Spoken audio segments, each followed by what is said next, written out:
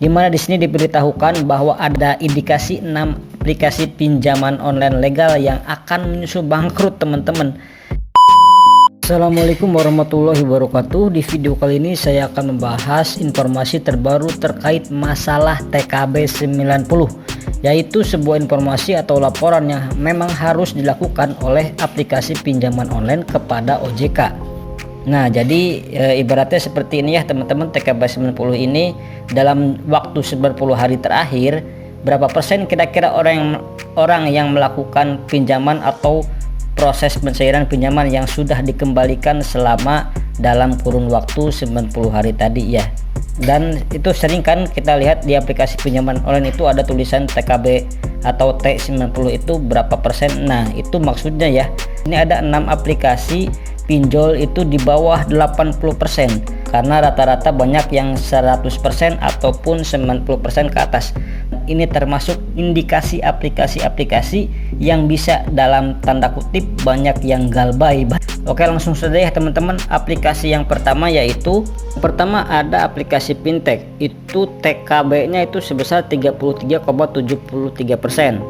Nah, yang kedua ada aplikasi Trust IQ yang TKB-nya itu sebesar 70,13%. Selanjutnya yang ketiga ada Tani Fund sebesar 36,07%.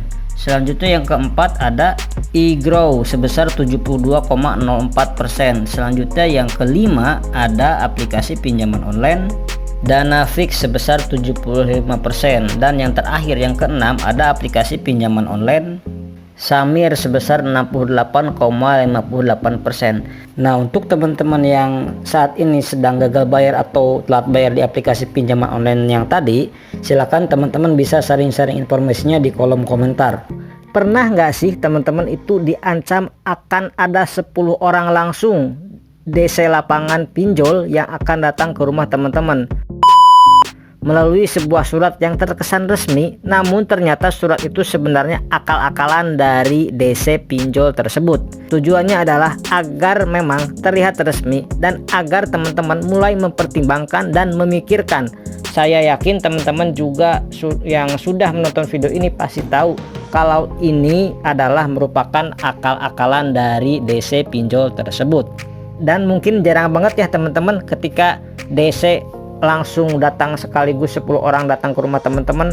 Nah, nanti teman-teman harus lihat dulu ya, teman-teman itu galbay itu ditinjau dari mana. Misalkan teman-teman itu galbay di Akulaku, jelas itu pasti ada DC lapangannya.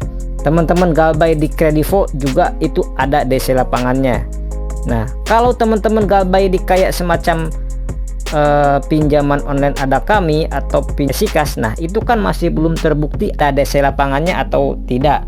Agak aneh ya teman-teman, padahal kan di pinjolnya itu nggak ada DC, tapi kenapa kok diinformasikan bakal ada DC yang datang ke rumah.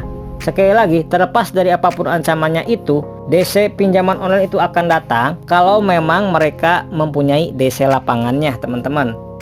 Kalau enggak, ya itu cuman ancaman belakang aja. Dan enggak kalah penting juga, mau datang berapa puluh orang pun ke rumah teman-teman, selama teman-teman minjamnya di aplikasi pinjaman online legal, maka 1000% teman-teman tetap bakal aman. Solusi, jika teman-teman memang takut DC aneh-aneh dan pikiran teman-teman itu tidak tenang, sediakan aja HP untuk merekam kejadian tersebut. Nah, nanti jika memang ada tindakan yang macam-macam, teman-teman bisa laporkan saja ke OJK. Jadi seperti itu ya teman-teman. Nah, untuk teman-teman yang pernah dikunjungi DC lapangan pinjaman online, silahkan teman-teman bisa sharing-sharing informasinya di kolom komentar. Nah, data busuk pinjol, data pinjaman online teman-teman katanya bisa dihapus dan teman-teman akan otomatis lunas. Assalamualaikum warahmatullahi wabarakatuh. Di video kali ini kita akan membahas mengenai masalah pinjaman online ya teman-teman, terkait solusi gagal bayar pinjaman online. Nah, ini mungkin hal-hal seperti ini perlu kita perhatikan teman-teman, siapa yang menyebarkan hoaxnya dan siapa yang menyebarkan informasinya. Apakah itu fakta, apakah itu benar atau enggak. Ini harus kita pelajari dan kita cari tahu ya teman-teman, kita harus kaji ulang. Nah, ketika ada seseorang oknum yang ingin mengambil keuntungan dari para orang-orang yang gagal bayar dan telat bayar seperti ini, maka dia akan memanfaatkan momen-momen seperti ini teman-teman, dengan menjadikan sebagai ya sebuah bisnis di mana kata-katanya dia bisa itu menghapus semua data pinjol, mungkin dari pinjaman online Aku Laku, Kredit Pintar, Kredivo dan lain sebagainya.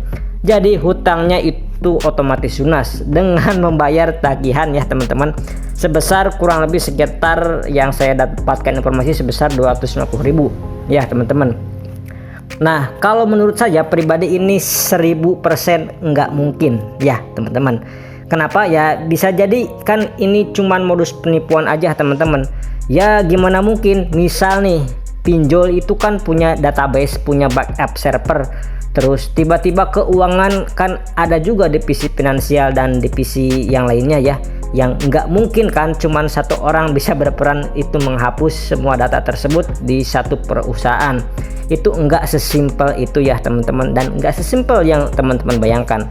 Nah, orang ini katanya mungkin IT-nya ya teman-teman yang bisa menghapus data, jadi nggak mungkin dong, itu kan urusannya sama duit ya teman-teman. Misal begini ya teman-teman, itu uang sudah cair, teman-teman itu bisa menghapus database server di pinjolnya. Itu apakah bisa menghapus rekening koran ataupun ya istilahnya catatan historis mutasi dari rekening perusahaan? Itu kan nggak mungkin teman-teman. Jadi kebanyakan orang-orang seperti ini itu adalah orang-orang yang memang sengaja dimanfaatkan kepanikan, memberikan penawaran solusi yang katanya itu benar-benar menjadi sebuah solusi banget.